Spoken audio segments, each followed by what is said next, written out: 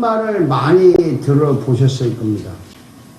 나는 생각한다, 고로 존재한다. 이걸 들어보셨죠?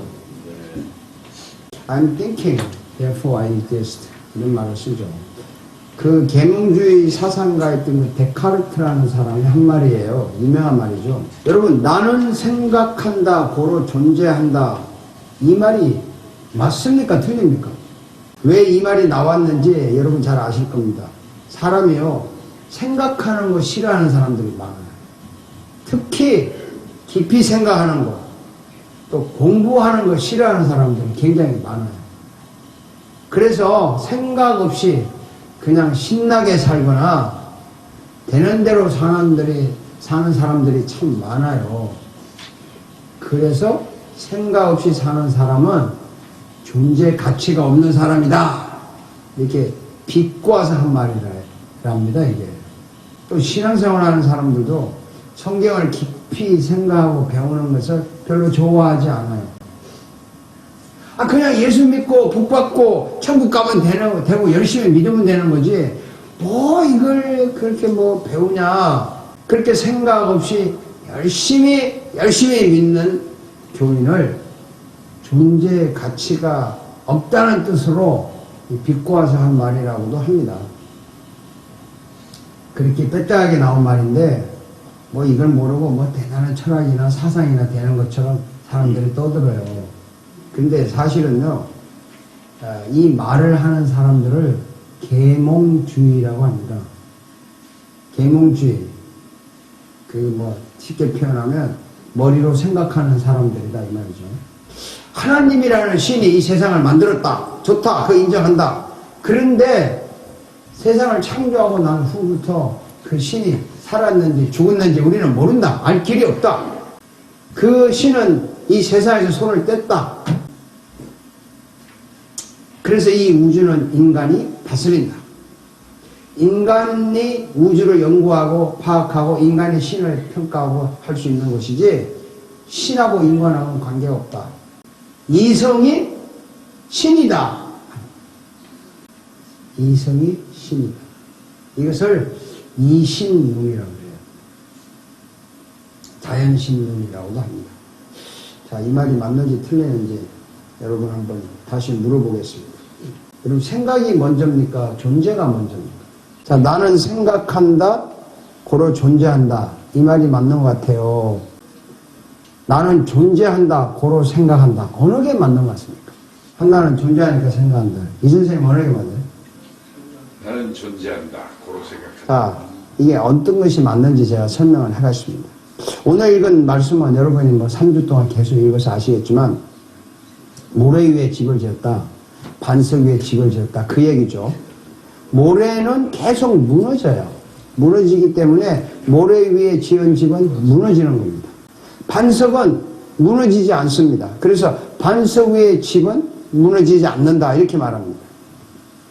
모래는 뭘 말하느냐? 모래. 이거는 사람의 생각을 말해요. 생각이에요. 그 생각 위에 인생이라는 집을 지으니까 생각에 따라서 인생이 흔들리고 변하고 무너지는 거예요.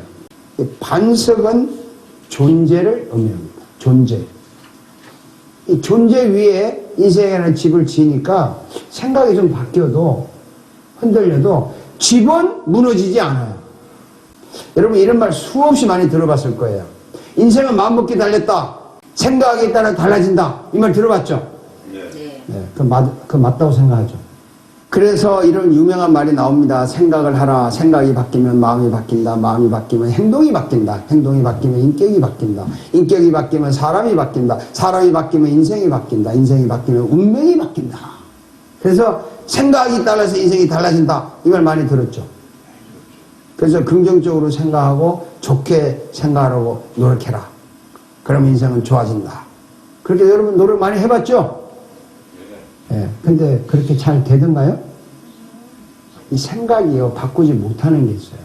절대로 생각이 바꾸지 못하는 것입니다. 그게 뭐냐면요, 존재를 바꾸지 못해요. 마음이 바꾸지 못하는 게 인간이라는 존재입니다. 존재. 여러분, 나는 개다 라고 생각한다고 해서 내가 개가 됩니까? 나는 꽃이다라고 생각해서 나는 꽃이 됩니까? 생각이 바뀐다고, 마음에 생각한다고 존재가 바뀌는 건 아닙니다. 바뀔 수가 없어요. 인간은 나는 개라고 생각해서 개가 되는 것도 아니고 꽃이 될 수도 없습니다. 생각은 존재를 바꿀 수가 없습니다. 안 됩니다. 근데 마음이 굉장히 어두운 사람이 있어요. 그래서 이 어두운 마음을 없애려고 무지하게 노력을 합니다. 좋게 생각하고 긍정적으로 생각하고 노래도 부르고 여행도 해보고 친구도 만나고 심지어 교회 가서 기도도 하고 또 뭐 산에 가서 도도 닦아보고 운동도 하고 상담하고 어떤 일에 몰두하고 사랑도 해보고 이게 어두운 마음을 없애려고 별 노력을 다합니다. 온갖 방법을 다 써봅니다. 어두운 마음이 없어질까요? 안 없어집니다. 어두운 마음 없어지지 않아요. 마음을 밝게 하리라 결심한다고 마음의 어두움이 사라집니까? 나는 마음이 밝다 이렇게 생각한다고 겉으로는 하지만 마음의 어두움은 사라지지 않습니다. 긍정적으로 생각해보자 그런다고 마음의 어두움은 사라지지 않아요. 순간적으로 기분을 밝을 수 있겠지만 어두운 마음이 깨끗이 사라지지 않습니다. 정말 그렇지 않다고요. 어두움에 있는 사람은 결국 그 생각이 어두운 생각이고 그 결과는 어두울 뿐입니다. 이 우리의 생각으로 마음먹기 따라서 마음의 어두움을 없앨 수 없어요. 안 된다고요. 그런데 저도 그런 설교도 많이 했겠지만 대부분 그 생각이 따라서 좋게 생각하라, 긍정적으로 생각하라, 아름답게 생각하라, 용서하라 그렇게 해서 하면 된다. 계속 이렇게 말해요. 그래서 상담학, 심리학에서 오만 이야기를 다 해보는데 안 됩니다. 어두운 마음은 생각으로 절대 없을 수 없어요. 여러분 정말 이거 아셔야 돼요. 여러분 속에 슬픔이 있고 원통함이 있고 비통함이 있지 않습니까? 미움이 있고 짜증이 나고 이런 것을 내가 잊어버려야 되겠다. 세월이 가면 약이겠지 하면서 잊으려야 되겠다. 잊혀지지 않아요. 그래서 약을 먹고 술을 먹고 순간적으로 하는 거지 잊혀지지 않습니다. 이거 인정합니까? 그런데 이 마음의 어두움을 없애는 진짜 간단한 비결이 있어요. 어두운 마음을 아주 밝은 마음으로 바꾸는 너무나 간단한 길이 있습니다. 어두운 마음에 빛이 들어오면 어둠이 사라집니다. 아멘. 빛이라는 존재가 들어오면 어둠은 저절로 사라져요. 생각으로 어두움이 사라지는 것이 아니라 생각으로 인생이 바뀌는 것이 아니라 빛이라는 존재가 들어와야 어두움이 사라집니다. 빛이라는 존재가 나타나면 인생이 바뀌는 것입니다. 빛이 들어와야 어둠이 사라지죠. 성경은 예수 그리스도를 빛이라고 말합니다. 한번 읽어볼까요? 예수께서 다시 그들에게 말씀하셨다. 나는 세상의 빛이다.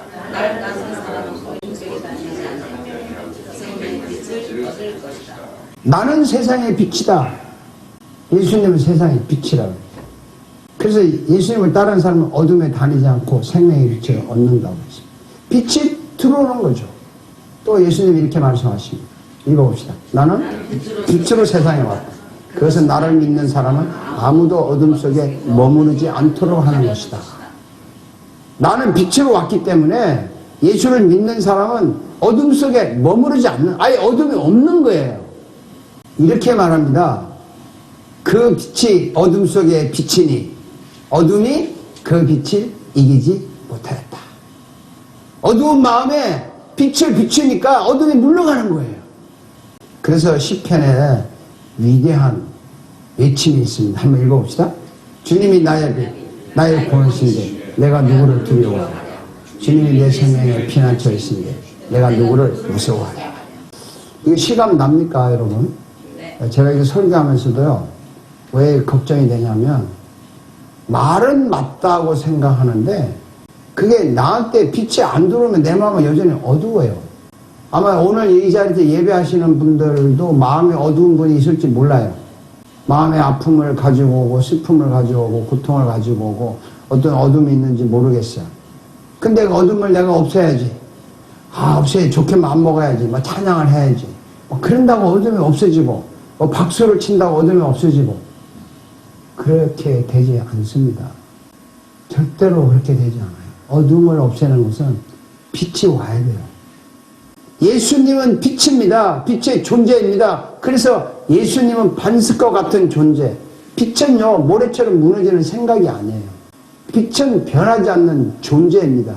그래서 예수라는 존재가 내 마음에 들어와야 내 마음의 어둠이 사라지는 거예요. 예수를 믿는다고 하는 것은 밖에 예수를 세워놓고 그분을 알고 그분을 구경하고 그분에게 박수치고 그분을 이렇게 열심히 하는 것이라기보다는 그 예수가 내 속에 들어오신 것을 믿는 게 예수를 믿는 거예요. 빛이 여기 있기 때문에 어둠이 싹 왔다가 또 가는 거예요.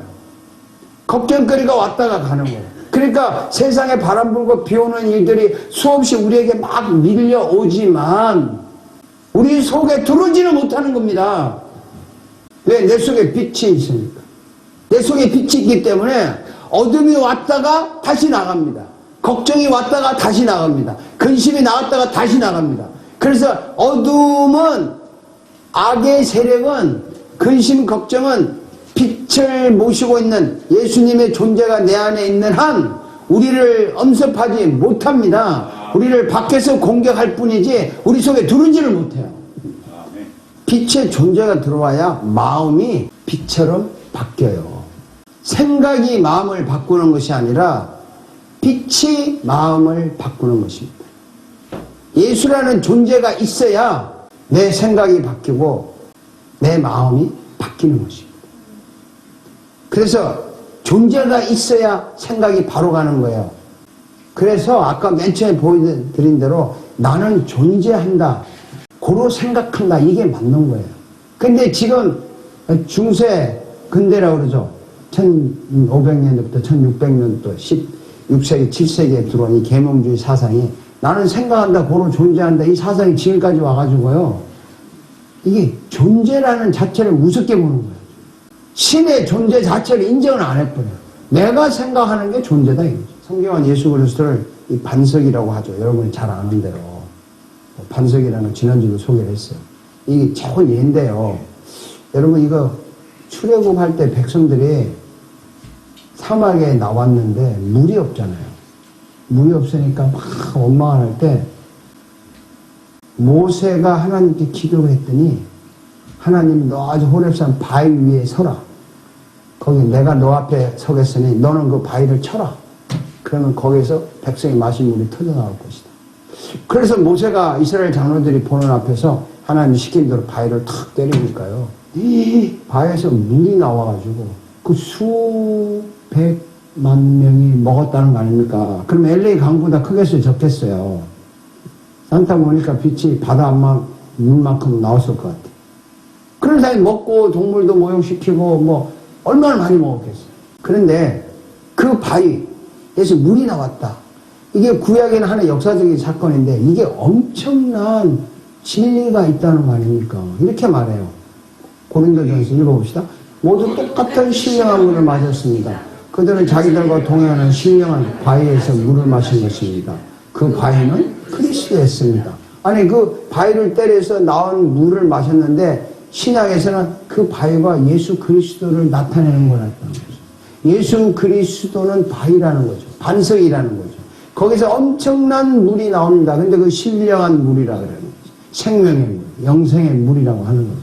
이 정말 그 구약을 신약으로 이렇게 해석하는 건요, 이거 대단한 여러분 수준이 높은 거예요. 자, 그런데 하나님이 우리의 반석이라고 말합니다. 하나님만이 나의 반석, 나의 구원, 나의 요새, 나는 결코 흔들리지 않는다. 이렇게 말합니다.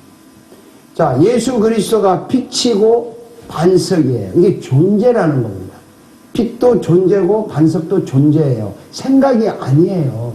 예수의 존재가 내 마음에 들어와야 그 다음에 내 마음을 바꾸는 거예요. 존재가 마음을 바꿔서 생각하는 거 아닙니까? 그래서 여러분 앞으로 이렇게 생각하세요. 자꾸 생각하기 나름이다, 마음먹기 달렸다, 이렇게 하지 마시고 내 속에 빛이신 예수 그리스도, 반석이신 예수 그리스도가 내 속에 계신 것을 끊임없이 확인하시라고. 어둠은 빛이 오면 저절로 물러가는 건데 내가 그 어둠을 물리치겠다고 생각을 해요? 생각한다고 어둠이라는 존재가 사라집니까? 절대 아니에요. 여러분 다시 질문합니다. 나는 생각한다, 고로 존재한다 이 말하고 나는 존재한다, 고로 생각한다 어느 게 맞아요? 나는 존재한다.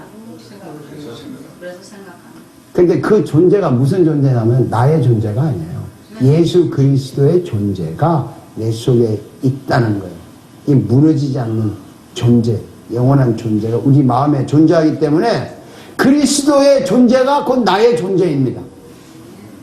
그래서 우리는 우리의 생각으로 인생을 결정하지 않습니다. 우리는 나의 생각으로 인생을 결정하지 않는다고요. 안 해요. 우리의 인생은 그리스도라는 존재로 내 인생을 결정합니다. 그리스도라는 존재가 내 인생을 결정하는 거예요. 그래서 그리스도의 생각이 내 생각이고 그리스도의 결정이 내 결정이고 그리스도의 기쁨이 내 기쁨이고 그리스도의 아픔이 내 아픔이에요. 그리스도의 마음이 내 마음입니다. 내 속에 그리스도의 존재가 들어오셨기 때문에 나와 그리스도는 한 몸이에요. 자, 이거 믿습니까? 아멘. 생각이 먼저냐? 존재가 먼저냐? 존재가 먼저죠. 그리스도의 존재가 내 안에 있어야 내 생각이 바뀌고 내 마음이 바뀌는 거예요. 그래서 우리는 나는 생각한다 고로 존재는 지금도요 세상의 학교 학문에 가면 이 데카르트 이 신론을 가지고 되게 유식한 척 교수들이 강연을 해요. 그거는 예수 그리스도의 존재를 반대하는 철학입니다. 세상 학문이에요. 그거 믿고 있는 거예요. 어떻게 생각에 따라서 존재가 결정이 돼요? 아니 뭐 그런 세상이 있어요? 참 그 매력이 있어요. 맘먹기에 따라서 달라진다는 말이 참 매력 있는 말이에요. 굉장히 사람을 유혹하는 말이에요. 긍정적으로 생각하죠. 굉장히 매력이 있어요. 제가 고등학교 때 그 positive thinking, move ahead with the positive thinking이라는 책이 한국말로 번역이 됐는데 그건 불가능은 없다라는 책으로 번역했는데 나부터 실러 목사님이 그분이 그때 당시에 이게 긍정적인 사고방식의 책으로요 얼마나 히트를 쳤던지 제가 그 책을 번역해서 한 책을 읽었는데 저도 그걸 딸딸딸 외웠다니까요. 밑줄을 쳐가면서 좋은 말이 너무너무 많아요. 긍정적으로 생각한 그 교회가 무너졌습니다. 왜 무너졌을까요? 생각으로 지은 교회니까 무너지죠. 예수 그리스도의 존재가 빛의 존재가 반석이라는 존재가 이 교회를 세우는 것이고 여러분의 마음속에 들어와야 교인이 되는 겁니다. 인생이 제대로 가는 거예요. 근데 생각으로 예수를 믿어요. 그래서 여러분은 오늘 아마 달라지실 것이에요. 나는 생각한다, 고로 존재한다 이런 철학이 아니라 그리스도가 내 마음에 존재한다. 고로 나는 그리스도처럼 생각한다. 이것이 진정한 철학이에요. 오늘 진정한 철학자가 된 것을 축하합니다. 아멘. 내 마음에 그리스도가 존재한다. 고로 나는 생각한다. 이것이 진정한 크리스찬의 철학입니다. 아멘. 여러분이 이 위대한 철학자가 된 것을 축하하며 기도하겠습니다.